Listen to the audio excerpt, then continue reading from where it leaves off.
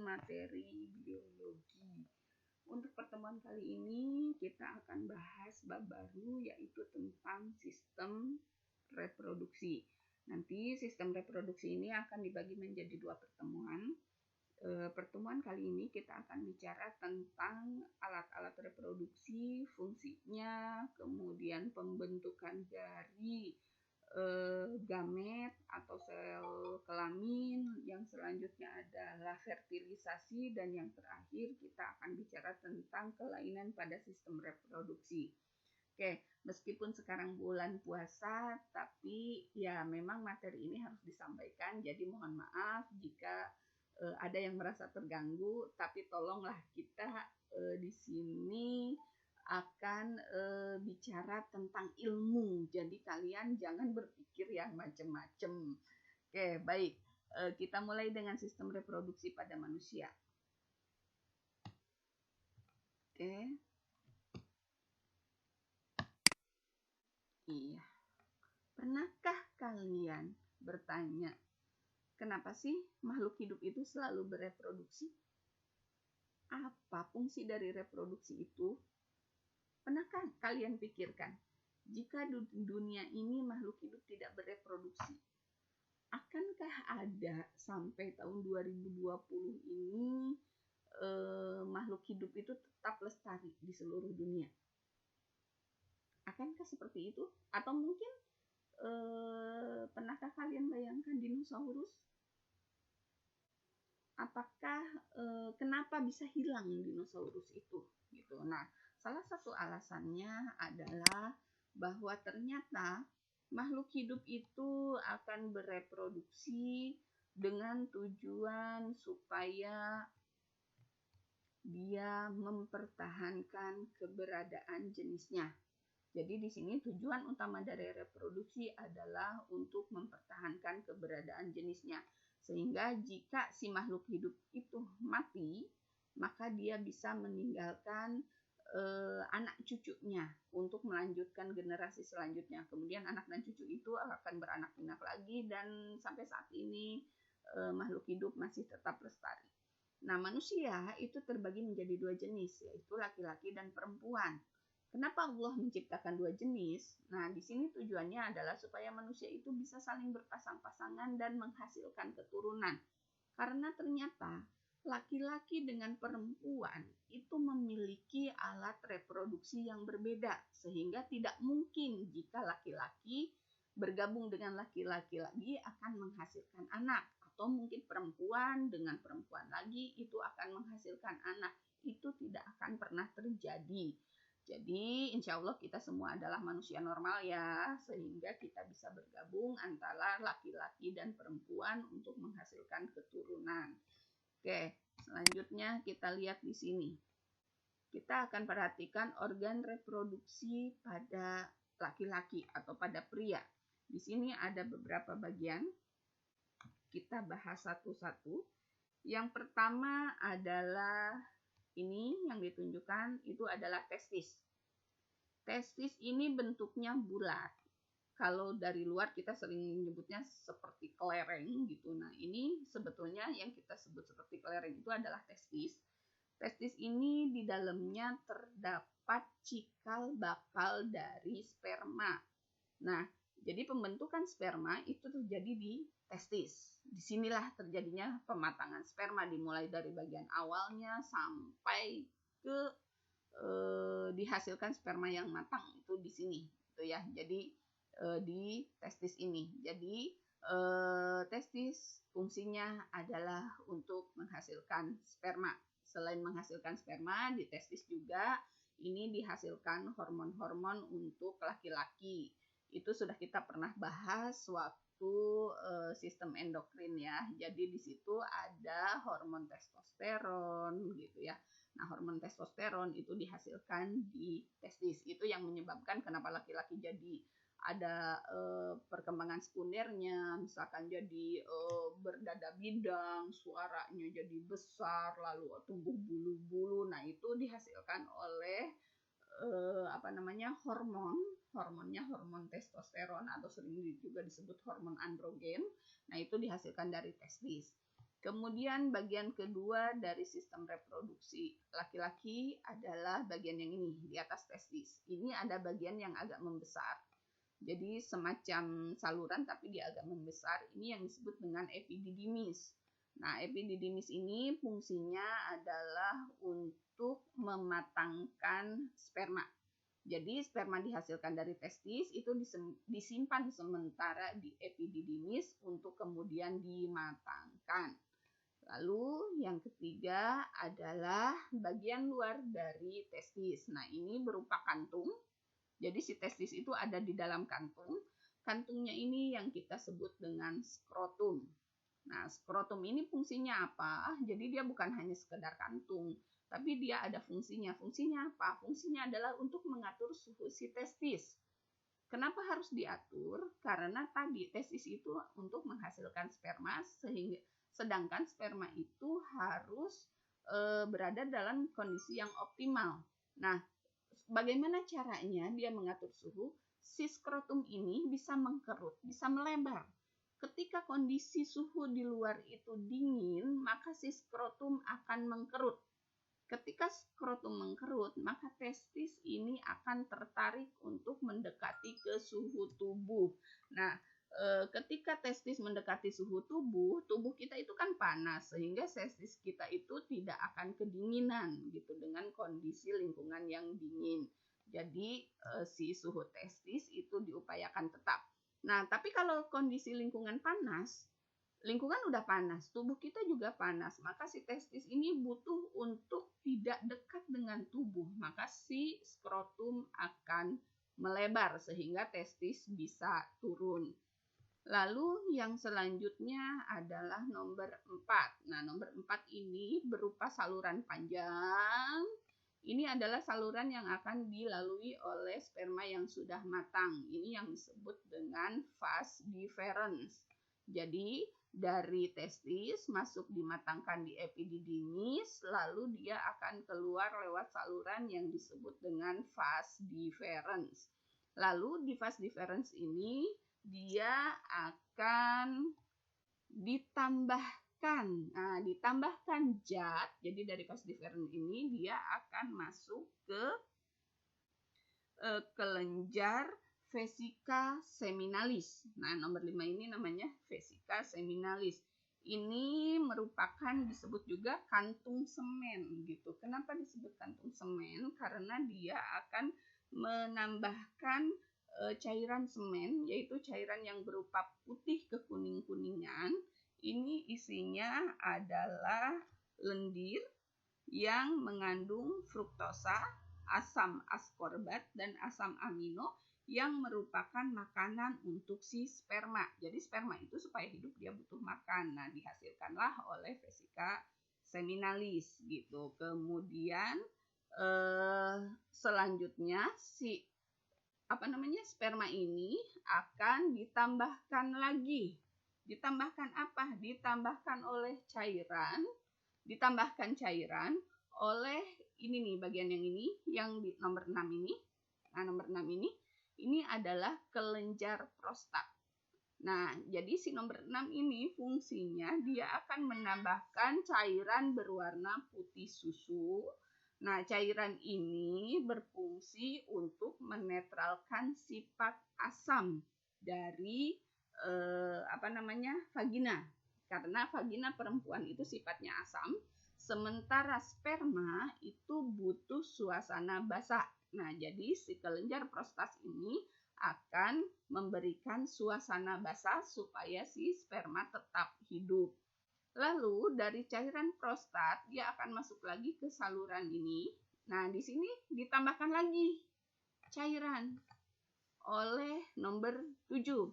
Nomor 7 ini namanya adalah kelenjar Cowperry atau kelenjar Borburetius. Nah, di sini fungsinya dia akan menambahkan cairan pelicin. Jadi supaya si sperma itu mudah untuk bergerak, maka ditambahkanlah cairan pelicin. Lalu sperma yang sudah siap dengan alat tempurnya tersebut akan masuk ke saluran uretra. Oke, jadi ini selanjutnya adalah saluran uretra. Nah, di saluran uretra inilah kemudian sperma akan masuk ke penis gitu. Jadi dia akan masuk ke penis ini lewat saluran uretra. Kamu mungkin ingat uretra itu adanya di sistem ekskresi ya, di ketika ginjal itu kan dari kandung kemih, kemudian ke urin itu dari kandung kemih, kemudian keluar ke uretra. Nah, nanti ini akan bergabung di sini bersama dengan sperma, tapi tidak bersatu ya. Dalam artian gini, ketika sperma keluar, maka urin dari kantung kemih itu akan tertutup. Nah, begitupun ketika urin dari kantung kemih keluar, maka saluran spermanya yang akan tertutup, sehingga tidak ada cerita seorang laki-laki itu pipis sambil mengeluarkan sperma. Itu tidak akan pernah terjadi gitu. Jadi masing-masing gantian, jadi ada pintunya gitu. Kemudian yang nomor 10, iya, nomor 10 ini adalah tulang kemaluan gitu. Ini adalah tulang kemaluan. Lalu nomor 11 ini adalah kantung kemih atau yang kita sebut vesika seminalis. Itulah alat reproduksi pada laki-laki. Di sini bisa kamu lihat. Jadi alat reproduksi laki-laki itu terbagi menjadi ada sepasang testis, ada saluran-saluran kelamin, dan ada kelenjar-kelenjar tambahan. Yang terakhir ada penis. Tadi testis fungsinya untuk menghasilkan sperma. Saluran-saluran kelamin itu misalkan seperti vas deferens gitu. Kemudian kelenjar-kelenjar tambahannya itu seperti ada kelenjar vesika seminalis, lalu ada kelenjar Kauperi, kelenjar prostat, dan terakhir adalah penis. Penis ini adalah alat kopulasi atau alat untuk berhubungan gitu. Nah, ini testis fungsinya. Lalu kemudian ini saluran-saluran kelamin. Saluran kelamin ini tadi ada vasa efferentia, ini adalah untuk menampung sperma. Lalu ada epididymis, lalu ada vas deferens, lalu ada uretra gitu. Kemudian ini adalah kelenjar-kelenjar tambahannya. Kelenjar yang pertama adalah vesika seminalis tadi, yang fungsinya adalah untuk memberi makanan kepada si sperma. Lalu yang kedua ada kelenjar prostat. Nah, kelenjar prostat ini yang di bawah nih yang besar, fungsinya adalah untuk memberikan cairan yang menetralkan asam pada si vagina. Jadi cairan yang diberikan ini bersifat basah. Lalu yang ketiga adalah kelenjar Kauperi atau kelenjar bulboretris. Ini berfungsi untuk menghasilkan cairan pelicin supaya si sperma bisa jalan. Dan yang terakhir adalah ini penis.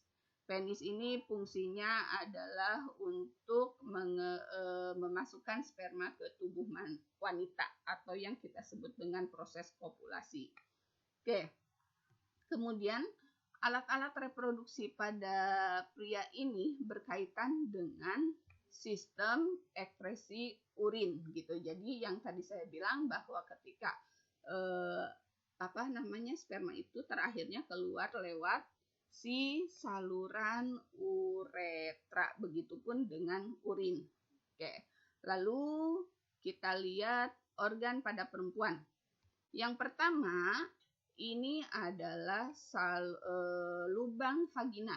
Jadi ini hanya lubangnya gitu. Jadi jangan sampai salah.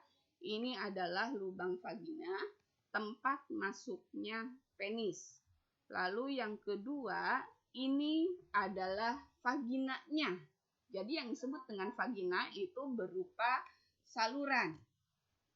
Vagina itu berupa saluran. Jadi ini yang disebut dengan vagina.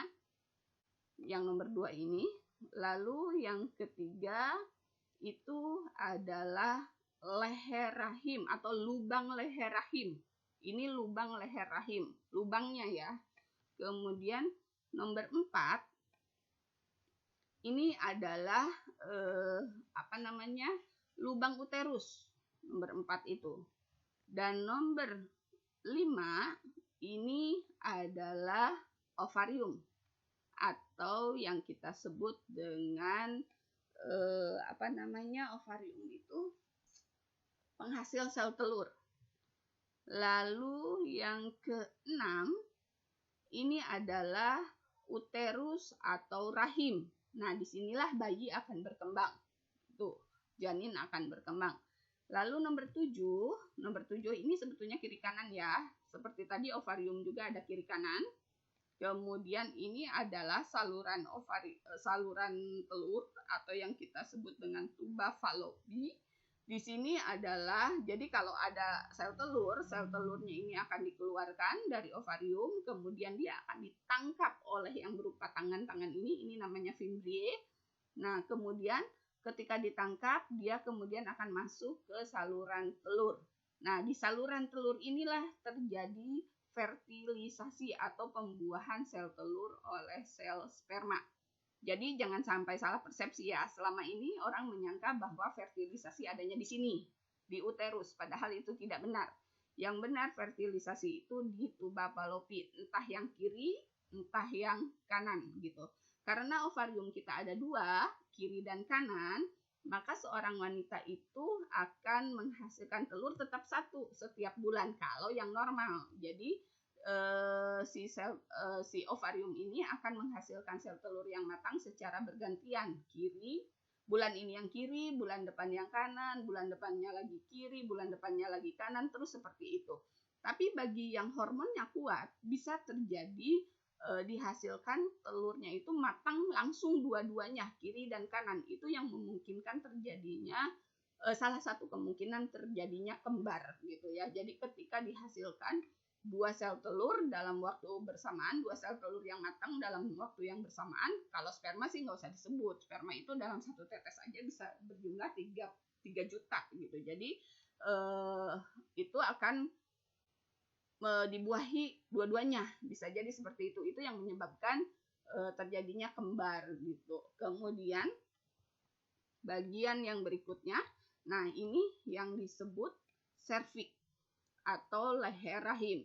Jadi kalau nomor 3 itu lubangnya, tapi kalau leher rahimnya yang nomor 8. Ini yang rentan pada perempuan, yaitu yang biasanya menyebabkan kanker ketika perempuan itu tidak menjaga kebersihan. Jadi di sini pesan saya adalah ketika kalian sedang mendapat datang bulan, itu kan akan banyak darah yang keluar. Itu akan kita bahas di bab berikutnya. Di pertemuan berikutnya kenapa terjadi seperti itu.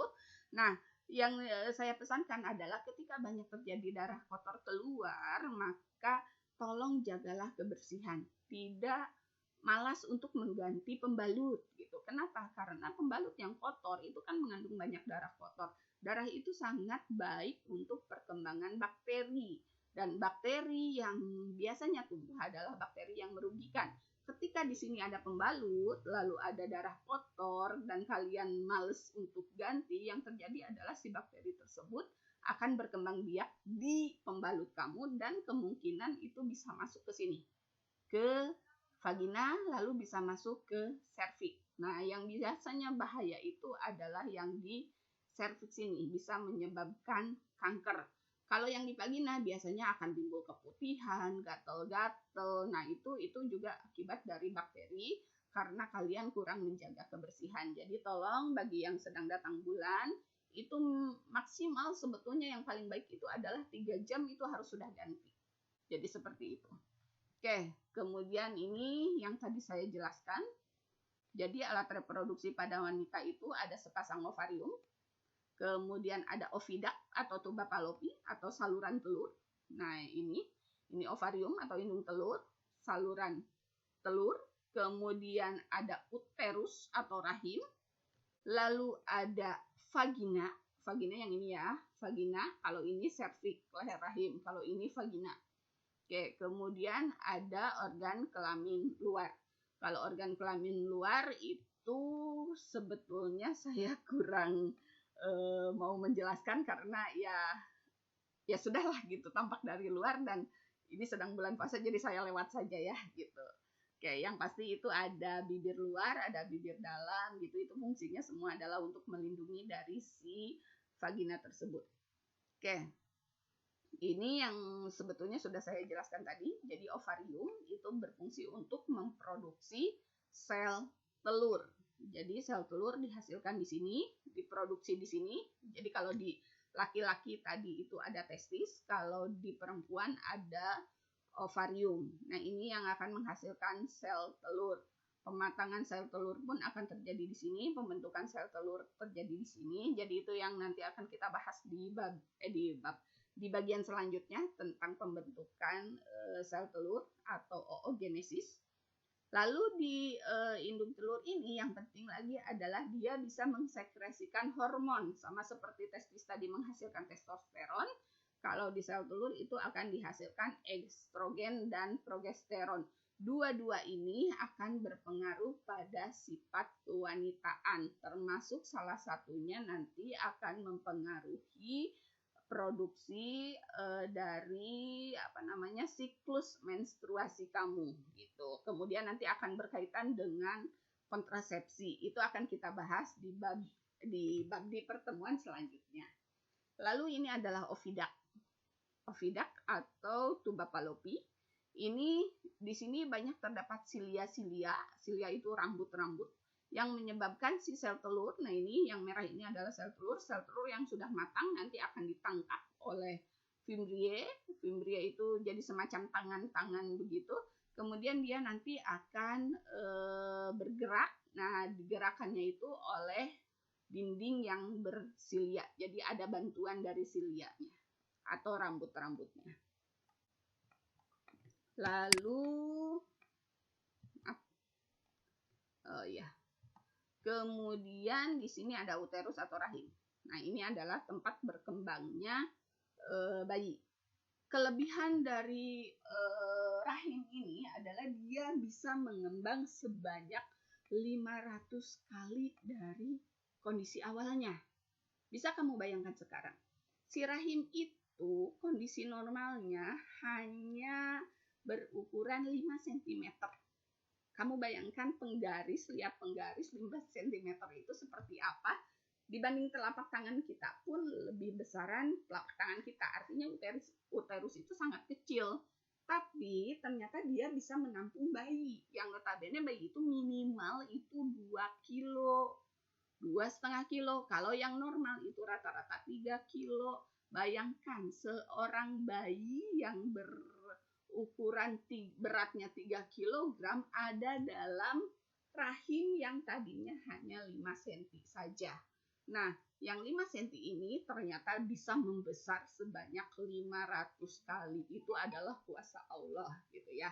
Alhamdulillah sampai sejauh ini nggak ada cerita rahim itu pecah karena bayi gitu ya. Tidak, jadi rahim itu sangat fleksibel. Dan ketika seorang wanita sudah melahirkan, rahim itu kembali ke posisi yang normal. Jadi ukurannya kembali mengecil lagi. Kemudian ada vagina. Vagina ini adalah alat kopulasi atau tempat masuknya dari si penis. Kemudian organ kelamin luar, ini yang tadi saya nggak mau bahas ya. Jadi ada klitoris, kemudian ada vulva. Vulva itu bibirnya. Lalu ada lubang kencing, ada lubang vagina. Nah, jadi antara lubang kencing dengan lubang vagina itu berbeda, tidak bersatu. Jadi kalau misalkan di dalam organ kelamin wanita itu ada saluran, kalau dibuka itu ada 2 saluran atas dan bawah gitu. Jadi saluran kencing itu lebih atas, saluran vagina itu lebih di bawah gitu. Saluran kencing itu yang kita sebut dengan uretranya, kalau lubang vagina itu ada di bawahnya, sebetulnya seperti itu. Oke, kemudian kita masuk pada pembentukan sel kelamin. Nah, pembentukan sel kelamin ini yang disebut dengan gametogenesis. Pembentukan sel kelamin adalah gametogenesis. Jadi dari kata gamet. Gamet itu adalah sel kelamin. Nah, sel kelamin kan ada dua, ada yang jantan, ada yang betina. Yang jantan itu sperma, yang betina itu sel telur. Nah, pembentukan sel kelamin pada jantan atau disebut pembentukan sperma itu namanya spermatogenesis. Sedangkan untuk yang perempuan atau pembentukan sel telur kita sebut oogenesis. Jadi saya tekankan di sini, pembentukan sel kelamin, nama lainnya adalah gametogenesis, itu terbagi dua. Yang pertama, spermatogenesis atau pembentukan sel kelamin jantan, dan ada oogenesis atau pembentukan sel kelamin betina. Nah, ini adalah testis seorang pria. Kalau testis ini kita belah secara melintang, maka akan tampak saluran-saluran kecil. Nah, saluran-saluran kecil ini yang disebut dengan tubulus seminiferus.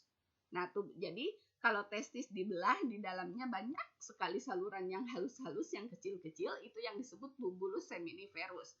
Nah, satu saluran ini kalau kita belah lagi, bentuknya di dalamnya seperti ini. Ini adalah tubulus seminiferus yang kita cross section atau kita belah melintang, potong melintang, maaf. Nah, ternyata di bagian sini, nah ini yang kita belah lagi nih. Kemudian kita perbesar di bawah mikroskop. Nah, jadi ini adalah sepotong dari tubulus seminiferus. Ternyata ini ada berbagai macam sel kelamin dalam berbagai tingkatan perkembangan. Jadi mulai dari dinding sampai akhirnya di sini, di akhir sini, ini sudah jadi spermanya. Kalau ini masih cikal bakal sperma. Jadi ketika dia berkembang itu akan ke tengah akhirnya kemudian ke bagian dalam dan sperma ini lepas. Nah, itu seperti itu. Bagaimana sih pembentukan dari sperma? Yang pertama yang kita ingatkan adalah mau spermagenesis mau oogenesis sebetulnya prosesnya sama, hanya beda di kata-katanya saja dan beda di hasil akhirnya. Yang paling biasanya saya tekankan adalah kata-kata ini. Tahap pertama itu akhirannya adalah gonium. Tahap kedua itu sit primer. Tahap ketiga sit sekunder. Kemudian tahap keempat adalah tid. Oke, jadi sekali lagi, gonium, sit primer, sit sekunder, tid. Nah, kalau di sperma kita tinggal tambahkan nama awalnya spermatogonium. Kemudian yang ini tadi kan sit primer, maka ini adalah spermatosit primer. Yang ini spermatosit sekunder. Yang ini spermatid. Bagaimana kalau di pembentukan sel telur? Sama. Bedanya adalah kalau ini depannya sperma, di sel telur depannya adalah OO. Jadi kita ganti ininya kalau di pembentukan sel telur ya. Ini jadi oogonium. Oosit primer. Oosit sekunder. Ootid. Nah, seperti itu. Jadi sekali lagi yang diingat cukup akhirnya saja. Tahap awal gonium, tahap kedua sit primer, tahap ketiga sit sekunder, yang tahap keempat adalah tid. Gitu. Oke, kita mulai dari pembentukan sperma yang pertama. Di dalam tubulus seminiferus banyak terdapat cikal bakal dari sperma. Itu yang kita sebut dengan primordial atau yaitu cikal bakal sperma gitu. Cikal bakal sperma ini adalah sel-sel kelamin yang belum jadi yang akan membelah secara mitosis. Nah, jadi ini akan membelah secara memperbanyak diri secara mitosis gitu. Jadi si spermatogenesis ini diawali oleh si spermatogonium. Spermatogonium ini sifatnya diploid atau masih berkromosom 2N. gitu ya, bersifat diploid. Kemudian dia akan membelah secara mitosis, memperbanyak diri secara mitosis. Nah, mitosis ini sudah pernah saya bahas di reproduksi sel dulu gitu. Jadi reproduksi sel itu kan ada dua, ada mitosis, ada meiosis.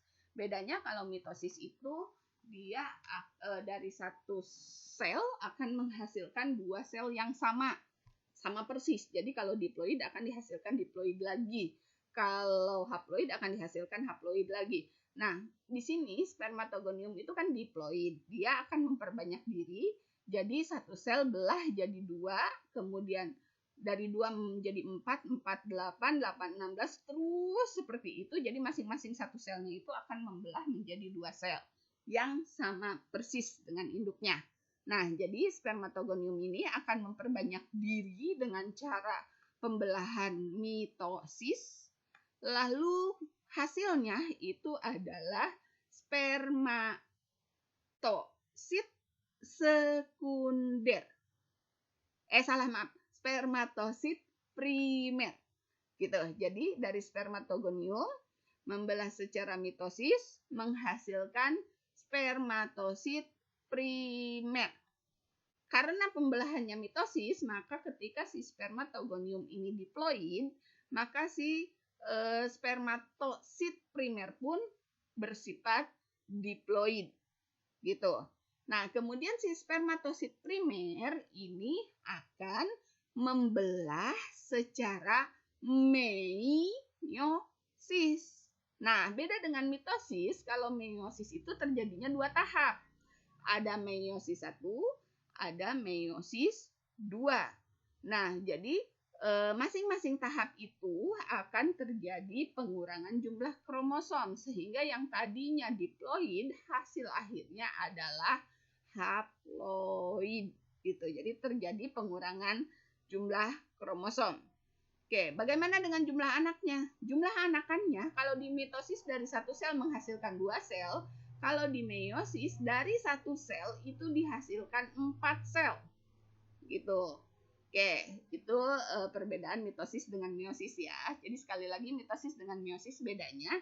Kalau mitosis itu dari satu sel dihasilkan dua sel dengan jumlah kromosom yang sama persis dengan induknya. Jadi kalau induknya diploid, maka anaknya juga diploid. Tapi kalau meiosis dari satu sel dihasilkan 4 sel. Dan meiosis itu mengalami dua tahap. Ada meiosis 1, ada meiosis 2. Kemudian bedanya lagi adalah kromosomnya. Kromosom yang dihasilkan itu setengah dari kromosom induknya. Jadi kalau induknya 2N, maka setengahnya adalah N. Induknya diploid, maka anaknya adalah haploid. Oke, kita ulang lagi dari awal ya. Jadi pertama, spermatogonium itu akan memperbanyak diri dengan cara mitosis. Lalu dihasilkan spermatosit primer. Spermatosit primer ini kemudian akan membelah secara meiosis. Nah, meiosis yang pertama itu menghasilkan spermatosit sekunder. Ini sudah berkurang kromosomnya, yang tadinya diploid sekarang sudah menjadi haploid. Lalu setelah spermatosit sekunder mengalami meiosis yang kedua, tahap yang kedua. Jadi meiosis itu sekali membelah itu ada dua tahap tadi seperti saya bilang. Nah, tahap yang kedua itu dari spermatosit sekunder itu menghasilkan spermatid. Nah, setelah dihasilkan spermatid, si sperma kemudian akan mengalami diferensiasi atau perubahan bentuk. Yang tadinya cuma bulat saja, sekarang sudah mulai ada bentuk. Ini leher sperma, ini kepala sperma, dan ini adalah ekornya. Ekornya ini dibutuhkan untuk si sperma itu bisa bergerak. Karena sperma yang sehat itu dia yang bisa bergerak dengan cepat. Gitu. Jadi sperma itu harus tangguh, laki-laki itu harus tangguh. Gitu, seperti itu. Oke, ini saya perbesar gambarnya, jadi masih sama seperti tadi. Sekali lagi, dimulai dari spermatogonium, membelah secara mitosis, menghasilkan spermatosit primer, Lalu spermatosit primer ini mengalami pembelahan meiosis tahap 1 menghasilkan spermatosit sekunder. Lalu spermatosit sekunder mengalami pembelahan meiosis tahap 2 menjadi spermatid. Lalu dari spermatid akan mengalami diferensiasi bentuk sehingga dihasilkan bentuk sperma yang sudah ada kepalanya, lehernya, dan ekornya. Sperma ini sudah matang dan siap untuk membuahi sel telur. Oke, bagaimana dengan pada perempuan? Pada perempuan, pembentukan ovum atau yang kita sebut dengan oogenesis ini terjadi di dalam ovarium. Nah, ini yang digambarkan adalah ovarium seorang perempuan. Kalau dibelah bentuknya seperti ini. Nah, di sini dimulai dari adanya primordial dari sel kelamin atau yang kita sebut oogonium. Nah, ini oogonium. Oogonium sama seperti tadi di spermatogenesis. Jadi oogonium juga mengalami pembelahan mitosis menghasilkan oosit primer. Lalu oosit primer mengalami meiosis tahap 1 menjadi oosit sekunder. Oosit sekunder mengalami meiosis tahap 2 menjadi ootid. Ootid berdiferensiasi menjadi ovum yang siap untuk dibuahi. Nah, bedanya kalau tadi sperma ketika misalkan dia setelah menjadi spermatosit primer, dia membelah dua, itu masing-masing spermanya utuh. Tapi kalau di ovum ternyata hanya satu yang berkembang. Satunya lagi ini menjadi polar body atau badan kutub. Ini adalah sel telur yang mati, yang tidak berkembang. Jadi yang berkembang hanya satu. Kemudian ketika meiosis 2 yang berkembang juga hanya satu.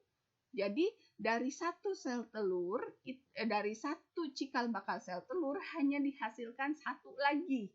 Kalau di sperma tadi, dari satu spermatogonium itu dihasilkan 4 sel sperma. Tapi kalau di sel telur dari satu oogonium hanya dihasilkan satu ovum. Oke, jadi kalau kita lihat di sini di ovarium, ini dimulai dari oosit primer, lalu oosit sekunder, lalu di sini sudah siap nih, sudah mulai siap di matang, siap sel telurnya sudah matang. Kemudian dia nanti akan membentuk folikel dan lalu si sel telurnya ini hanya yang kecilnya saja ya. Nah, ini sel telurnya itu keluar dan ini nanti yang akan menjadi corpus luteum. Ini biasanya kalau pada seorang perempuan yang menstruasi, di akhir-akhir menstruasi itu biasanya ada yang berwarna kekuning-kuningan, itu adalah dari corpus luteumnya. Jadi corpus luteum itu berwarnanya kekuning-kuningan gitu. Oke, kemudian di sini ini adalah oogenesis yang sudah diperjelas lagi gambarnya gitu. Jadi sekali lagi dimulai dari cikal bakal sel telur yaitu oogonium. Oogoniumnya akan mengalami pembelahan mitosis menghasilkan oosit primer. Lalu oosit primer ini akan mengalami meiosis tahap 1 dihasilkan oosit sekunder tapi hanya satu karena yang satu ini tidak berkembang atau menjadi badan kutub atau polar body. Kemudian oosit sekunder akan mengalami pembelahan meiosis tahap 2 menjadi ootid dan ini pun hanya satu yang berkembang, yang satu menjadi badan kutub. Lalu dari ootid ini dia akan berdiferensiasi menjadi ovum yang siap dibuahi. Nah, kalau sel telur dan sperma sudah siap, sama-sama siap dibuahi, yang terjadi adalah seperti ini. Si telur yang sudah dibuahi akan mengalami ovulasi. Apa itu ovulasi? Ovulasi itu adalah proses keluarnya ovum dari ovarium. Jadi yang tadinya kan si ovum itu atau sel telur itu dihasilkan di ovarium, kalau sudah matang maka si ovum ini akan keluar lepas dari ovariumnya. Itu yang disebut dengan proses ovulasi. Lalu setelah ovulasi, maka si sel telur tersebut akan siap untuk dibuahi. Nah, ini adalah gambar mikroskopis dari pembuahan. Kalau yang sebelah ini adalah sperma yang berjuta-juta jumlahnya dalam sekali ejakulasi itu. Nah, kalau di sini ini kita perlihatkan adalah peristiwa fertilisasi, di mana yang besar ini adalah sel telur, dan ini ada satu sperma yang bisa membuahi. Jadi satu sel telur itu hanya dibuahi oleh satu sperma, tidak bisa lebih gitu. Nah, bagaimana kan sperma berjuta-juta dan segala macam. Dalam perjalanannya itu terjadi seleksi, artinya banyak sperma yang mati. Yang hidup itu hanya beberapa dan bisa mencapai ke tuba falopi. Jadi sekali lagi pembuahan itu terjadinya di tuba falopi. Itu butuh perjuangan yang luar biasa dari sperma. Jadi kita itu adalah pemenang. Kita manusia adalah pemenang. Pemenang dari mana? Dari berjuta-juta sperma hanya satu yang bisa membuahi si sel telur ini. Dan kalau sel telur sudah dibuahi, maka bagian luar dari sel telur ini akan membentuk suatu lapisan yang menyebabkan tidak bisa lagi ditembus oleh sperma yang lain. Jadi sel telur itu setia. Gitu. Kemudian ini adalah fertilisasi atau pembuahan, yaitu proses peleburan antara satu sel sperma dengan satu sel telur. Jadi sekali lagi hanya satu saja. Spermanya satu, sel telurnya satu, kecuali kalau tadi seseorang yang ternyata hormonnya kuat sehingga sel telurnya bisa matang dua, maka bisa terjadi langsung dua sel telur dibuahi oleh dua sperma. Kemudian setelah terjadi fertilisasi, nah fertilisasi adanya di sini di tuba falopi atau oviduct gitu atau saluran telur. Nah si ovum yang sudah dibuahi atau yang kita sudah sebut sebagai zigot, embrio zigot, maka ini akan bergerak terus untuk turun masuk ke rahim, entah sebelah kiri entah sebelah kanan. Dan si rahim ini untuk menyambut si zigot dia akan mengalami penebalan. Penebalan rahim ini dipengaruhi oleh hormon estrogen dan progesteron.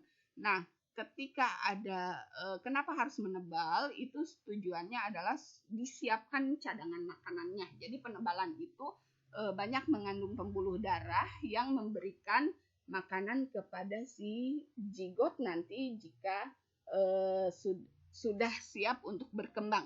Nah, kemudian si zigot ini akan mengalami nidasi atau dia akan tertanam di dalam dinding rahim, entah bagian mana saja boleh gitu. Kecuali yang bahaya itu di bagian sini, di bagian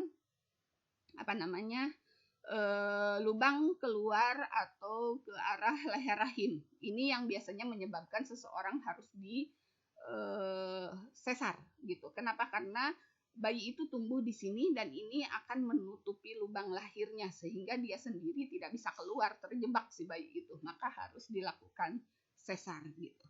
Nah, kalau yang normal itu akan ada di sekitar sini. Nah, ketika bayi ini atau zigot ini nidasi atau sudah tertanam, di sini sudah banyak pembuluh darah, maka si bayi akan disuplai makanan oleh sari-sari makanan dari pembuluh darah tersebut. Nah, apa yang terjadi jika ternyata tidak dibuahi? Nah, kalau tidak dibuahi ya udah sel telur ini akan keluar. Jadi dia akan menanti adakah pangerannya atau tidak gitu. Kalau tidak ada ya udah keluar gugur, dan itulah yang nanti akan menjadi menstruasi yang akan kita bahas di pertemuan selanjutnya. Oke, nah kalau sudah dibuahi kemudian sudah mengalami nidasi, zigot ini akan berkembang. Berkembang dia akan membelah menjadi 2, 4, 8, 16. Ini yang disebut dengan fase morula. Ini nanti akan dibahas di kelas 3 untuk pertumbuhan manusia gitu ya. Jadi kita akan bahas ini di kelas 3 nanti. Kemudian nah, inilah perkembangan dari bayi. Gitu. Ini bisa dibaca di sini terbentuk plasenta, tali pusat. Nah, itu plasenta itu kalau yang kamu sebut itu yang biasanya dikubur ketika bayi itu lahir, itu ada bali, kalau orang sini menyebutnya. Nah, itu adalah plasentanya atau tempat menempelnya si bayi ke dinding rahim, itu menggunakan plasenta gitu ya. Kemudian dari plasenta ini, antara plasenta dengan bayi dihubungkan oleh tali pusat. Jadi ini bayi, ini tali pusat. Nah, tali pusat itu nempel di plasenta, plasenta ini yang kemudian nempel di dinding rahim. Itu seperti itu. Nah, kemudian nanti si embrio akan berkembang terus mengalami perkembangan dan sampai akhirnya ketika usia 9 bulan 10 hari ini bayi sudah siap untuk dilahirkan ke dunia gitu. Nah, ini adalah perkembangan dari kehamilan dimulai dari ini pembelahan, terjadi pembelahan, lalu ini terjadi tabung saraf gitu. Jadi pembentukan tabung saraf. Jadi yang pertama dibentuk itu adalah bagian saraf pusat. Saraf pusat itu dimulai dari otak sama sumsum tulang belakang. Ini yang pertama dibentuk. Lalu akan dibentuk 3 lapisan dari makhluk hidup, ektoderm, endoderm, mesoderm. Lalu baru terbentuklah organ-organ. Nah, organ ini yang disebut organogenesis. Jadi ini seperti ini dan akhirnya berkembanglah menjadi bayi yang biasa kita kenal. Gitu. Ini adalah tampak di bawah mikroskop seperti ini bayi itu. Nah, jadi kalau sudah besar itu sudah nggak muat tempatnya, jadi si bayi itu biasanya dalam posisi ngeringkuk gitulah kalau bahasa Sunda nama. Kemudian, nah ini kalau yang bayinya kembar. Ini bayi kembar kalau berasal dari 2 sel telur dan 2 sperma. Bagaimana ngelihatnya? Melihatnya adalah lihat. Ini masing-masing punya satu kantung. Masing-masing punya satu kantung, artinya ini berasal dari 2 sel telur yang berbeda. Tapi kalau misalkan ada 2 bayi dalam satu kantung, itu artinya adalah berasal dari sel telur yang sama. Kenapa bisa jadi 2 bayi? Itu tadi karena ketika sudah dibuahi, si sel telur ini kan akan membelah, bukan sel telur ya, zigot. Zigot ini kan akan membelah. Nah, kalau hormonnya kuat, pembelahan ini menyebabkan berpisah beneran dan masing-masing menjadi satu individu. Nah, itulah yang disebut dengan kembar identik gitu. Kembar identik itu jadi kembar yang berasal dari satu sel telur dan satu sperma, tapi karena perkembangannya ketika pembelahan dia membelah dan masing-masing menjadi satu individu. Jadi ditandain kembar identik itu ditandain oleh satu kantung. Jadi berada dalam satu kantung. Kemudian jenis kelaminnya itu akan sama. Kenapa sama? Ya karena berasal dari telur yang sama dan sel sperma yang sama. Tapi kalau kembar yang biasa, ini yang seperti ini, yang ada 2 kantung begini, ini bisa jadi jenis kelaminnya beda. Kenapa? Karena yang berasal dari dua sel telur yang beda dan 2 sel sperma yang beda gitu. Nah, ini. Oke. Terus apa sih yang disebut dengan kembar siam? Kalau kembar siam itu adalah kembar identik. Jadi berasal dari satu sel telur, satu sperma, tetapi memisahnya nggak sempurna. Sehingga yang terjadi masing-masing berkembang jadi satu individu tapi saling menempel. Nah, itu yang disebut dengan kembar siam. Gitu. Oke, nah ada beberapa penyakit dalam sistem reproduksi. Yang pertama adalah gonorrhea. Gonorrhea ini ada atau yang disebut dengan kencing nanah. Ini penyebabnya adalah bakteri. Jadi sekali lagi tolong hati-hati dengan kebersihan alat kelamin kita karena biasanya alat kelamin itu kan lembab kemudian banyak mengandung bakteri, banyak mengandung protein, lendir. Nah, itu sangat baik untuk pertumbuhan dari bakteri. Yang bahaya itu adalah yang berkembang bakteri merugikan. Jadi tidak semua bakteri merugikan ya, tapi yang bahaya adalah bakteri yang merugikan.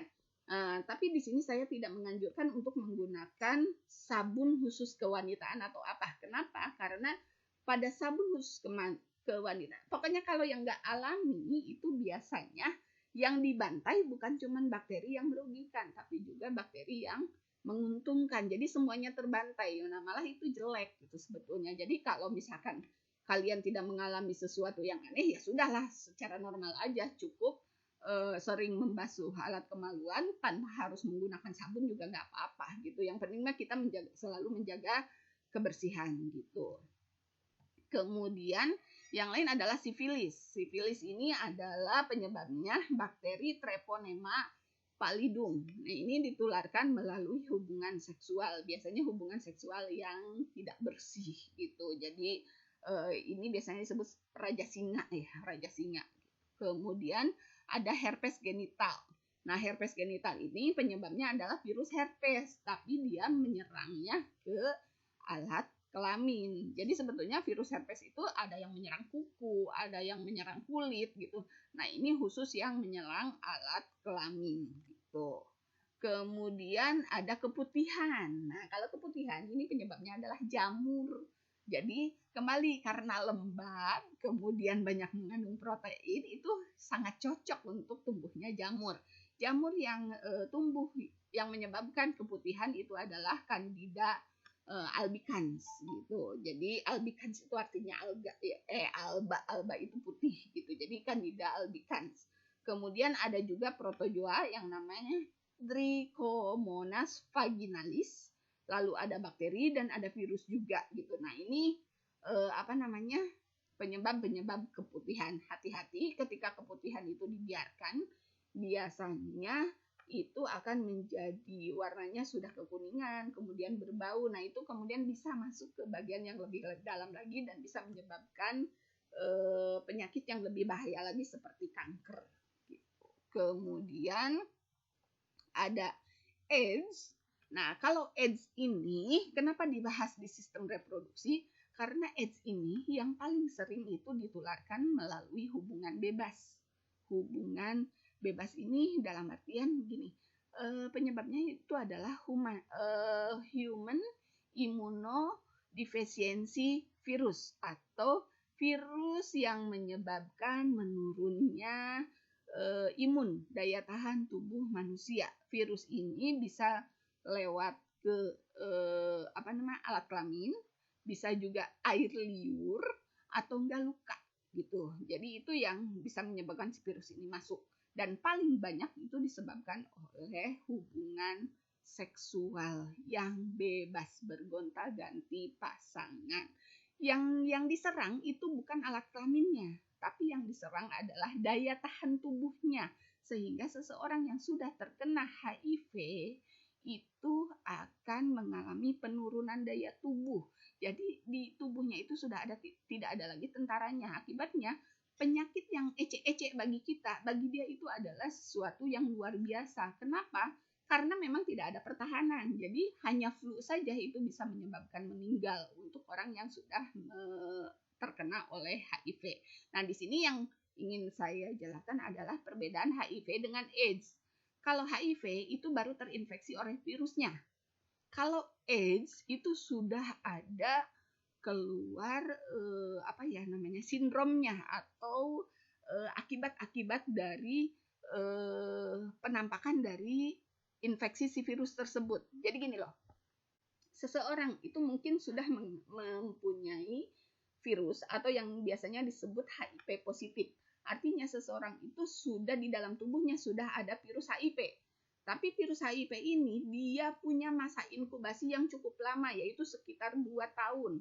Jadi orang itu kadang-kadang tidak menyadari kalau dirinya sudah punya virus HIV gitu. Nah, setelah 2 tahun dari masa masuknya si virus ini, barulah keluar gejala-gejalanya. Nah, kalau sudah keluar gejalanya, baru disebut penyakit AIDS. Acquired Immunodeficiency Syndrome, atau dalam artian di sini adalah gejala-gejala yang disebabkan oleh si virus HIV. Nah, ini biasanya 2 tahun orang itu baru mengalami sindromnya itu kelihatan gitu. Dan setelah 6 bulan ini akan sangat-sangat bergantung pada daya tahan tubuhnya itu drop banget gitu. Oke. Itu saja untuk pertemuan kita kali ini. Semoga bisa dipahami. Kemudian jika ada pertanyaan boleh langsung via WA, silahkan chat saja ke saya gitu ya, terbuka. Boleh juga di grup saja ya, kalau di grup lebih enak gitu. Jadi kita akan bahasnya ke semua orang gitu. Jadi tidak pertanyaan itu diulang-ulang. Silahkan di chat di grup saja jika ada yang mau ditanyakan. Kemudian tugas kalian selanjutnya adalah isi tes tentang reproduksi bagian awal ini di Google Form yang sudah saya sediakan ya. Jadi setelah kalian menyimak apa yang saya jelaskan, maka supaya saya tahu apakah kalian paham atau tidak, silahkan isi Google Form yang sudah disediakan. Oke, itu saja untuk pertemuan kita kali ini. Cukup sekian. Assalamualaikum warahmatullahi wabarakatuh.